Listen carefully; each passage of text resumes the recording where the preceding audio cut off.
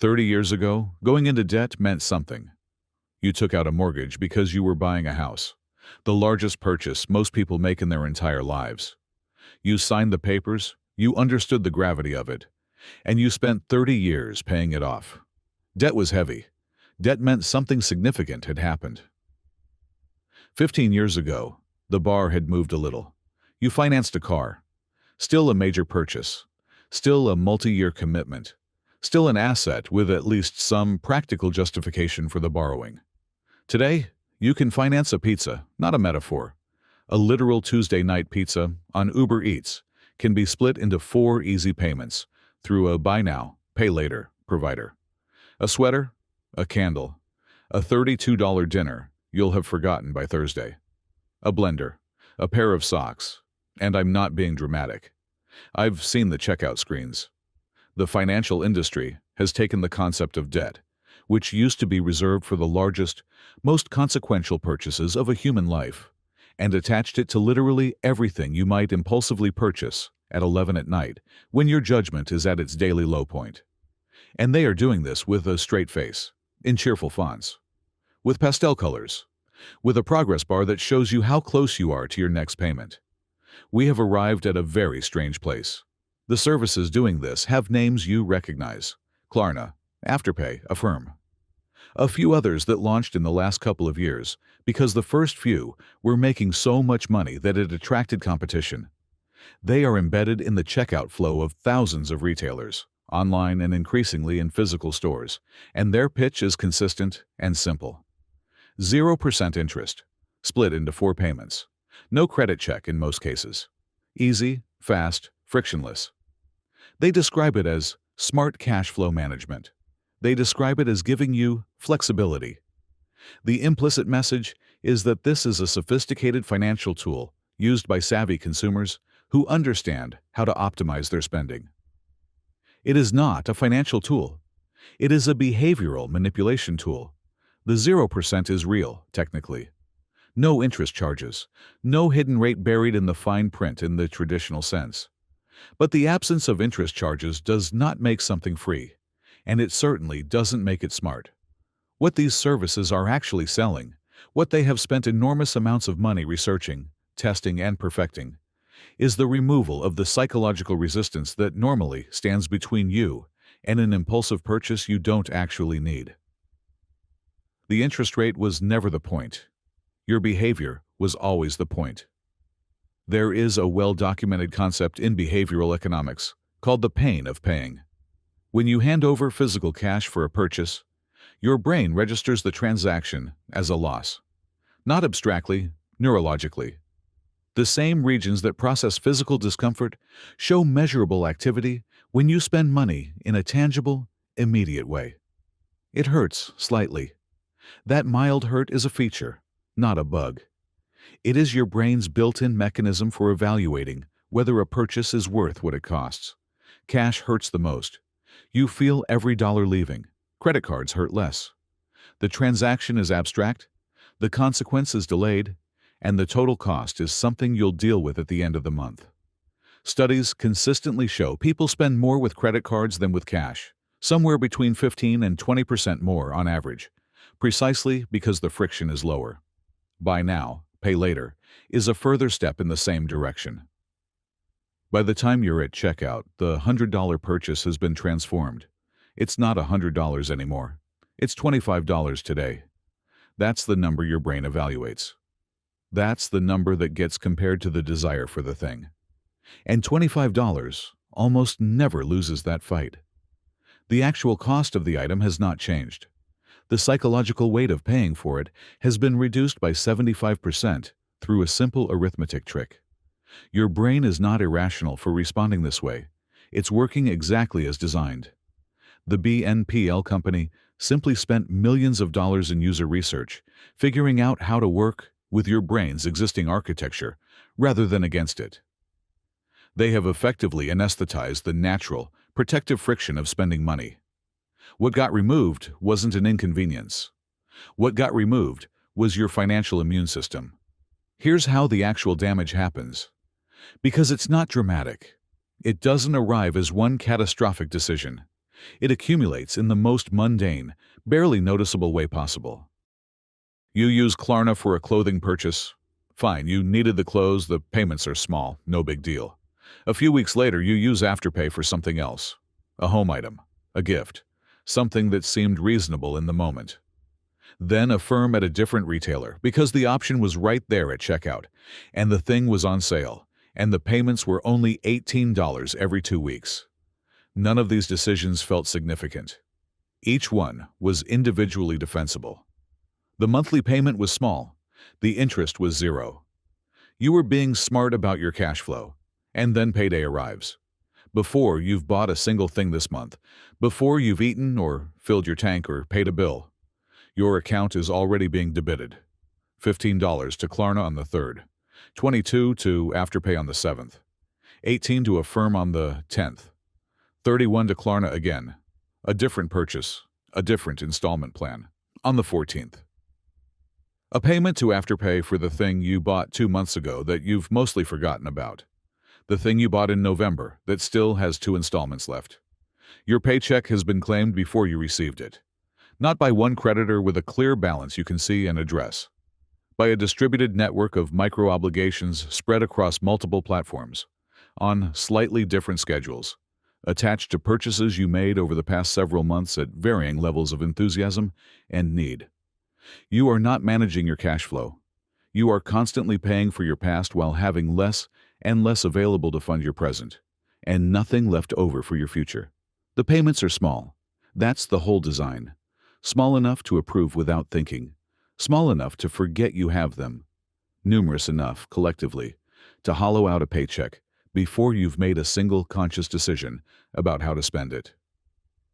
If you've been following along, a reasonable question has probably formed somewhere in the back of your mind. If these companies charge 0% interest, how are they worth billions of dollars? Where does the money come from? Part of the answer is merchant fees.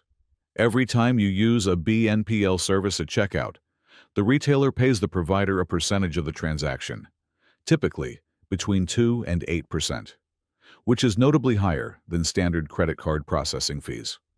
Retailers pay it willingly because BNPL increases conversion rates and average order values, and the data on that is unambiguous.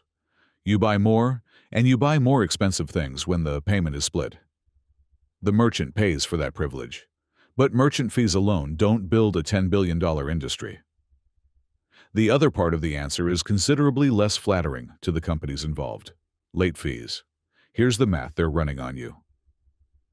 When you are managing 1 or 2 BNPL plans, you can probably keep track. When you're managing 6, 8, 10 simultaneous installment plans across multiple providers on slightly different billing schedules, you will miss a payment, not because you're irresponsible, because you are a human being with a job and a life and a checking account that has a lot of things happening to it. And one of 14 automated debits is going to hit on a day when the timing is wrong. The moment it does, the 0% evaporates.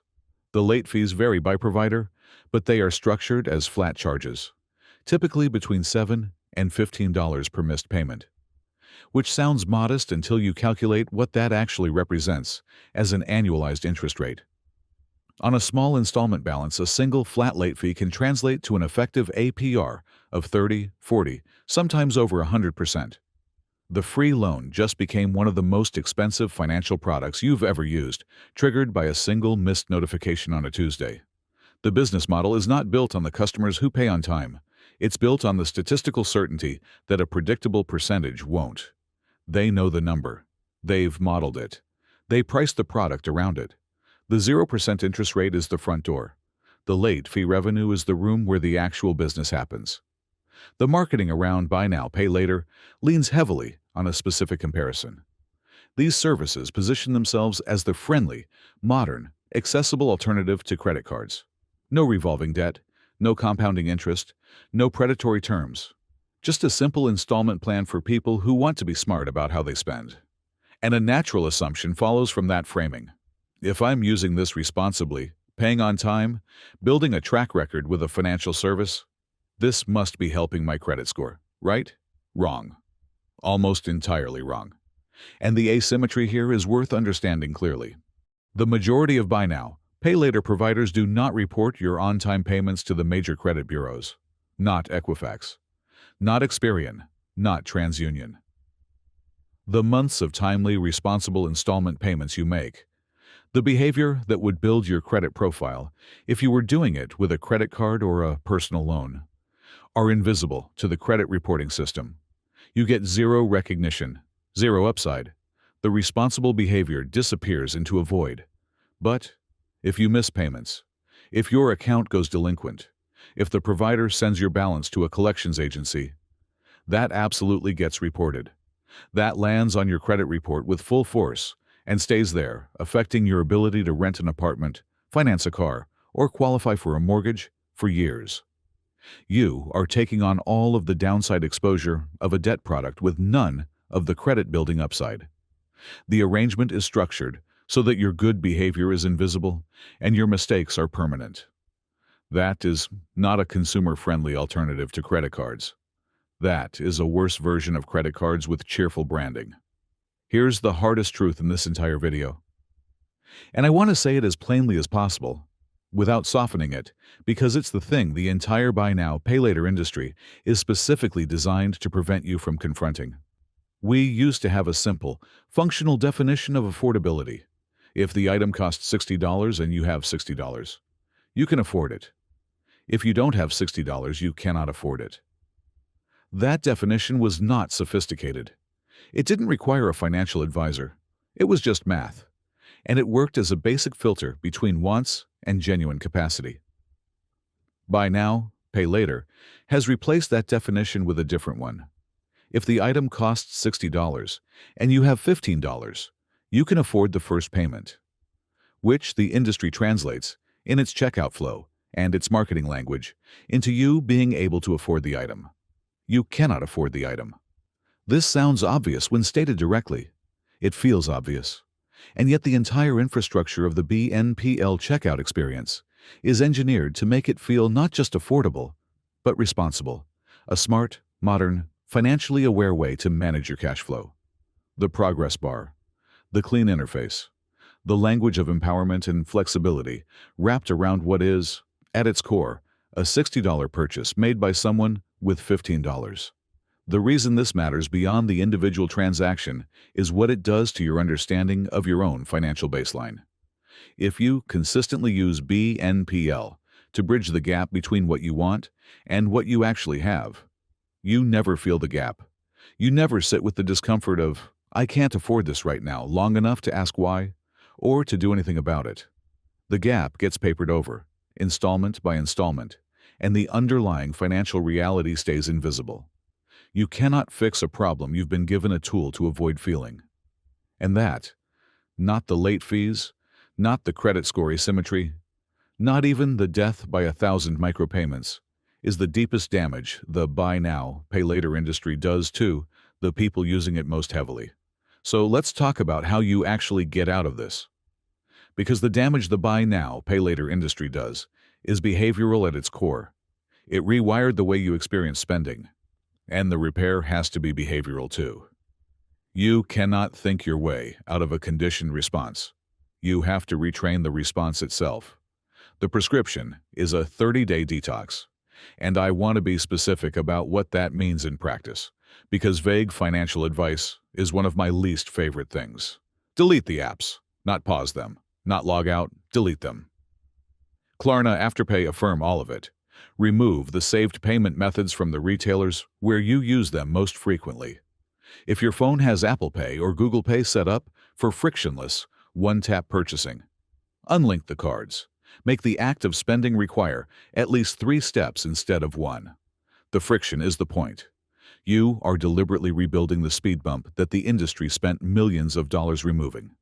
For the next 30 days, non-essential purchases go on a debit card. Physical cash if you can manage it, because cash remains the most viscerally effective way to feel what you're spending. There is something about watching the bills leave your hand that no digital format has successfully replicated.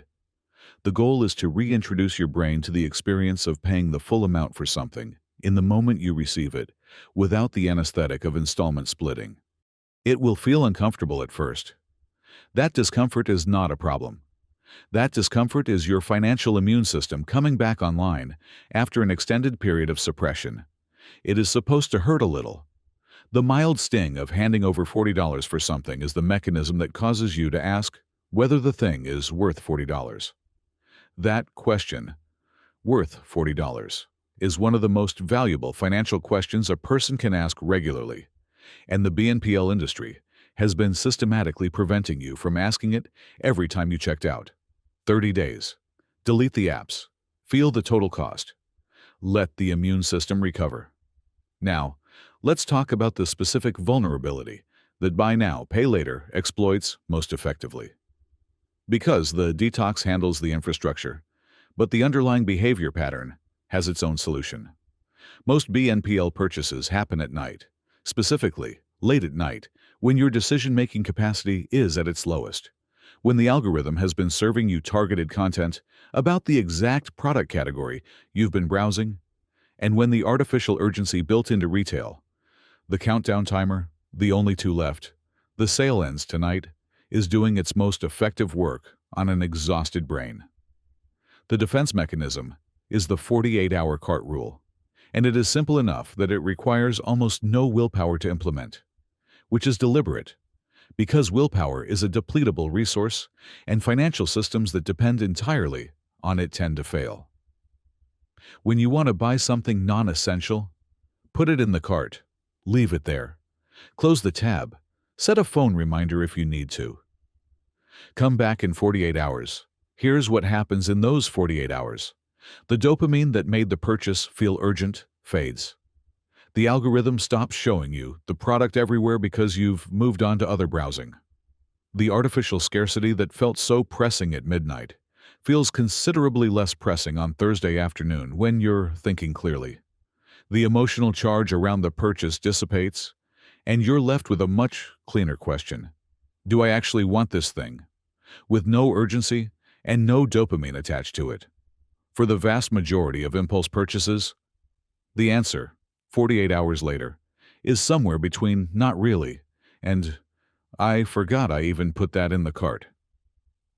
The want was real for approximately 90 minutes. It was manufactured by a combination of targeted advertising, retail psychology, and the specific vulnerability of a tired brain at the end of a long day. Given 48 hours, it dissolves on its own. If you come back 2 days later and you still want the item, genuinely want it, not want it, because the sale timer was running, then check your actual bank account. Not the installment payment, the full price. If the full amount is sitting there and spending it doesn't compromise anything that matters, buy it. With full information, in full, with your financial immune system engaged. If the full amount isn't there, the answer is no. Not right now, split into 4 payments. No. The 48-hour rule and the full price test together recreate the simple affordability standard the industry erased. You want the thing, you have the money, you buy it. You want the thing, you don't have the money, you don't. That used to be the whole system. It worked. Here's the summary. Stop taking out microloans for Tuesday night dinner. Stop letting the ghosts of last month's impulse purchases carve up your paycheck before you've made a single conscious decision about how to spend it. Stop letting an industry that profits from your financial disorganization sell you the tools that guarantee your financial disorganization. Your paycheck should arrive and belong to you, fully. All of it. Available to be directed toward the things that actually matter. Your bills, your savings, your future. The purchases you chose deliberately rather than the ones you agreed to at midnight because the checkout screen made it feel free.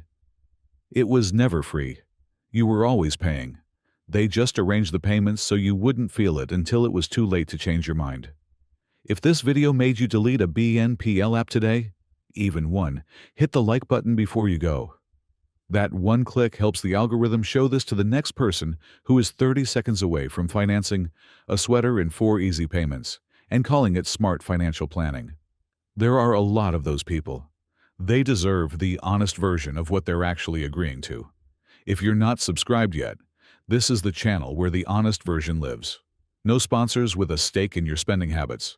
No affiliate links to the exact products we're telling you to be skeptical of. Just the math and what it means. Take care of yourselves. I'll see you in the next one.